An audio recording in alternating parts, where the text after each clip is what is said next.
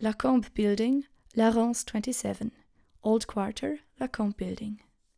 A small brass plate set before the entrance announced this establishment as simply La Rance 27. Inside, evening light was cast through large windows onto polished wood to bathe the hall in warm tones. Giving the room an expansive feel, paintings and framed mirrors were embedded intermittently with the wall paneling. Sitting at tables and leaning at the bar, seemingly human figures melted and formed at the corners of my perception.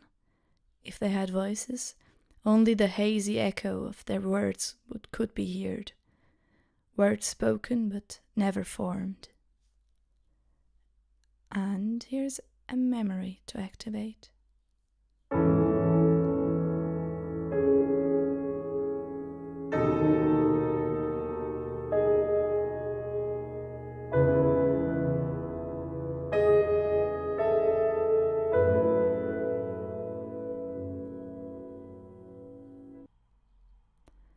Eva Salandre. Old money, but sympathetic. She beckons me over. I know you see this as a confession, she says as we take our seats, but the provost, doesn't. Eva, I reply, trying a faint smile. I had just hoped that at least some small part of him would see us as more than that mad beast he makes us to be. She looks down at the table. After a pause, she waves over a waiter and, recognizing him, asks for the usual. The waiter looks over at me. Oh, I'd like I say, glancing over the menu without taking in a word, my mind elsewhere. The 18 and the 71, please. I do pray you take another look, madam, he replies. There's a reason it's La Rance 27. 27, then? I reply with the first number that comes into my head. He leaves with a small bow. 18 and 71. Of all the numbers to choose. A faintly puzzled look tells me the significance of this doesn't escape Salandre.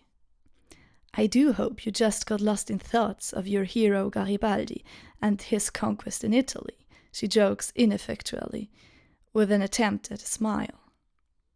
She shakes her head and continues our conversation where we left off before the waiter's interruption. If only, she sighs, this was really all just madness. Eugenie 1, December 21st, 1906.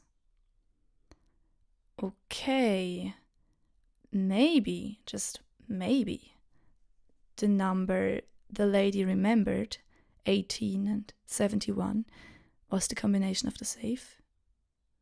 I mean, I could give it a try. I will take a pen and note these numbers. Wait a second. 1871. Okay, I got that. Let's continue the story. Let's exit to the hallway.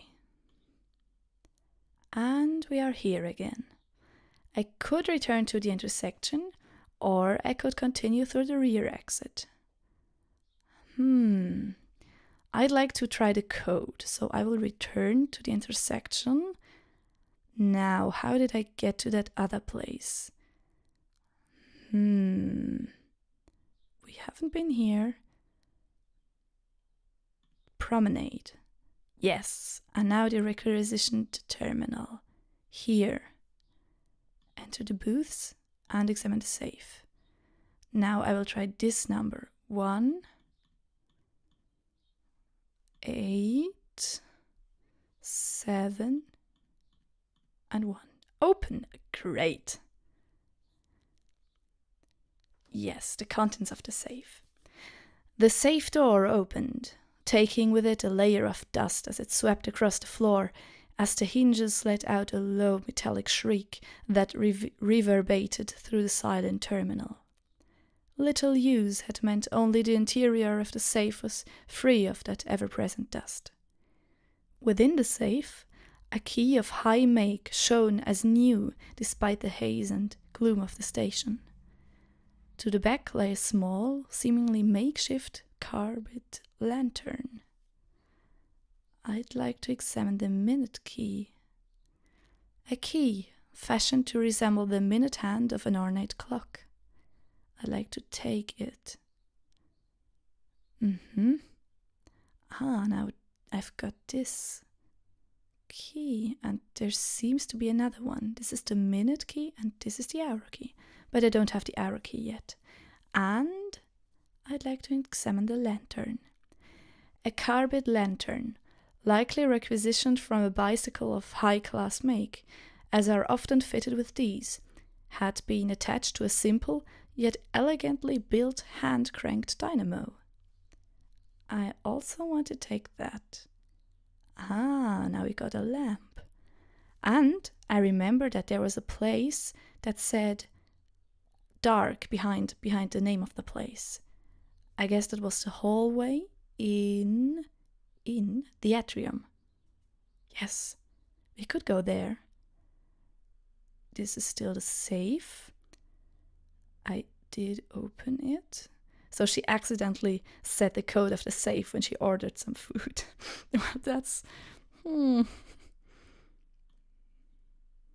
little bit dangerous. And we will leave the booths and the departure lounge and return to the promenade. I'd like to try this lamp in the dark place and look if it works. Maybe it works. How did I get here? Right, I should go in the institute again. And then to the upper landing, examine this door, enter the tower, ascend the staircase, and ascend it once again. Now, great! It worked. I like it when my ideas work. Hallway light. The 11th floor consisted of a small hallway, acting as a landing and final floor for the spiral staircase. Windowless and unlit, but for faint light seeping in through the frame of a large door, taking up the opposite end of the room. Illuminated in the lantern's soft beam, the door and its lock became legible. This is cool. Examine door. The door in the hallway. The door was decorated with a brass inlay, intricate metalwork designed with an almost Art Nouveau hand, its form and sensibility implying motion with every line. Locked. Okay, now we need a key for this. But I can't enter. I did enter? How could I enter if it was locked? But okay, I don't question it. Parlor, tower, the provost's residence. The provost occupied the final floor of the tower as his own private residence, a stately complex of rooms nestled below the vaulted dome that capped the building. 4 large semicircular windows filled the arches that comprised the vaulting, their glazed panes casting the evening sun in warm tones through the halls of the residence. The hallway opened directly before one of these, into a small but well-furnished parlor, the make of which betrayed an opulence I hadn't yet encountered here. Continuing leftwards from the entrance, a curving hallway led to the lounge's mezzanine floor, and opposite this, almost hidden in shadow, a sturdy door. Enter mezzanine. Mezzanine, tower, the provost's residence. The mezzanine, though little more than a walkway with an indentation into the wall to provide room for furniture, overlooked the lounge nearly 2 floors below, bridging a narrow end of the long room. Parallel to the lounge, a stairwell leading downwards was accessible through an unlocked door of the mezzanine.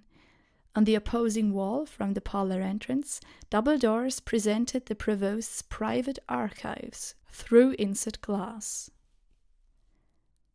Oh, so many new possibilities. I could follow the hallway to the parlor, I could descend the stairs to the lounge, or enter the archives? I'd like to enter the archives. Private archives, tower, the provost's residence. Though similar in dimensions to the lounge, drawn curtains and little sunlight meant the provost's private archive was poorly lit and of a cold hue. The archives were centered around a multi-level rectangular staircase, descending, with bookcases taking up the available space on each landing. Despite its cramped demeanor, the room was decorated with the same almost baroque features as the rest of the residence, going as far as to emphasize the cases with brass inlay. The first step began opposite a doorway leading into the study. On the first landing, a mirror hung between two cabinets. Now, when we can examine the mirror, why not? A mirror shaped in the fashion of a kite shield, framed in brass. Flip mirror. Something behind it? Ooh, mirror reversed. A mirror shaped in the fashion of a kite shield, framed in brass. It faced the wall now, rear exposed, reflecting nothing. A key hung from the center of the mirror's exposed rear. Examine the moon key. Moon key. A delicate thing with a contour fashioned in the form of a crescent moon. Sharp, almost bladed, yet polished to a mirror sheen. And we see the moon key in the background as far as I understand it. I'd like to take the moon key. Hey, our inventory is filling up. And we do have a memory here in the private archives.